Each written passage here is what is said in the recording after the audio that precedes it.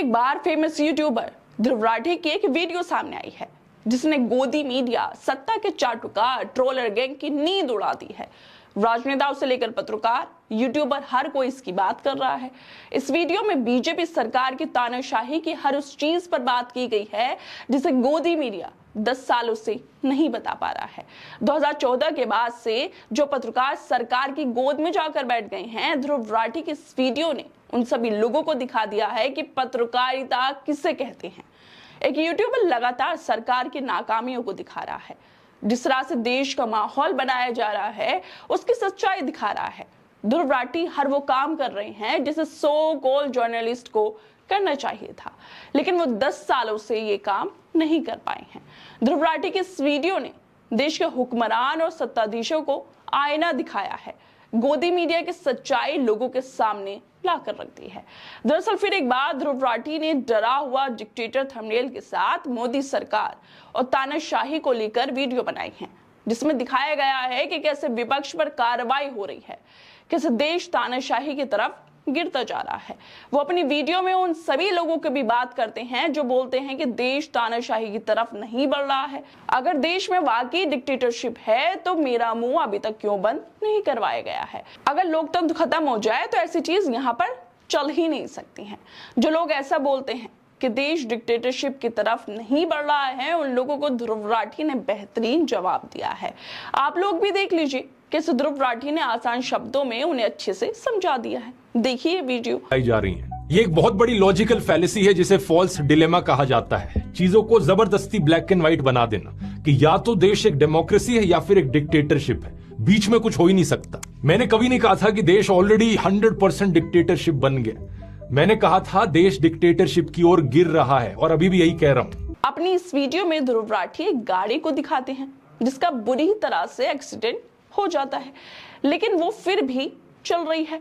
Driver उसे चला रहा है, मगर गाड़ी एक्सीडेंट हो जाने के बाद भी चल रही है। इसका मतलब ये नहीं है कि गाड़ी बिल्कुल ठीक है, क्योंकि गाड़ी चल तो रही है, लेकिन कब सड़क पर ही बिखर जाए इसका कोई भी भरोसा नहीं है। ऐसे ही अगर किसी को लगता है कि वो ठीक से देश में बोल पा रहा है, देश में आजादी है, लेकिन उन्हें उन लोगों के बारे में भी सोच लेना चाहिए जिनका ऑलरेडी मुंह बंद करवाया जा चुका है। मतलब देश की डेमोक्रेसी उस गाड़ी की तरह हो गई है जिसका बुरी तरह से एक्सीडेंट हो गया है, लेकिन फिर भी वो चल रही है। इसका मतलब ये बिल्कुल नहीं है कि गाड़ी ठीक है।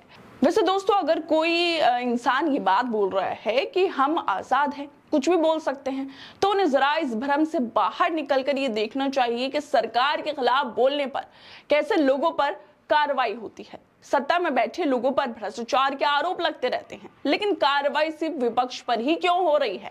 क्यों पत्रकारों को जेल में डाला जा रहा है? ध्रुव राठी अपनी वीडियो में आगे कहते हैं कि इसी महीने डेमोक्रेसी रिपोर्ट 2024 रिलीज हुई है स्वीडन के वी डेमोक्रेसी इंस्टीट्यूट के द्वारा, और इसने इंडिया को पता है कौन सा स्थान दिया है, कौन सी कैटेगरी में डाला है? इलेक्ट्रोल ऑटोक्रेसी कैटेगरी में डाला है। मतलब डिक्टेटरशिप से हम लोग तानाशाही से सिर्फ 2 कदम दूर हैं। भारत में इलेक्शन तो हो रहे हैं, लेकिन वो निष्पक्ष बिल्कुल भी नहीं है। लोगों की आजादियों को छीना जा रहा है। सोचिए दोस्तों, स्वीडन के भी डेमोक्रेसी इंस्टीट्यूट की रिपोर्ट बोल रही है कि भारत तानाशाही से सिर्फ 2 कदम दूर है, तो देश की हालात क्या हो रही होगी? जो लोग सोच रहे हैं उनका मुंह बंद नहीं कराया गया, वो आजाद हैं, तो वो लोग अभी भी इस भ्रम में जी रहे हैं कि उन्हें आजादी मिल रही है। उन्हें इस भ्रम से बाहर निकलकर देखना चाहिए कि आज देश के हालात क्या हो गए हैं। किसी सत्ताधारी पार्टी के लोगों की वजह से जो देश में भुखमरी बढ़ रही है, बेरोजगारी बढ़ रही है, चुनावों के नाम पर मजाक हो रहा है, लोकतंत्र का मजाक बन रहा है, विपक्ष के नेताओं को जेल में डाला जा रहा है। अगर अब भी कुछ लोगों को लगता है कि देश तानाशाही की तरफ नहीं बढ़ रहा है, नहीं जा रहा है, तो उनका यह भरम भी शायद जल्दी ही टूट जाए और उनकी आंखें खुल जाएं, ताकि वो भी देश की हालात देख पाएं। खैर दोस्तों, आप लोगों को क्या लगता है इस मुद्दे पर? हमें अपनी राय जरूर दें और बाकी तमाम खबरों को देखने के लिए जुड़े रहिए हमारे साथ।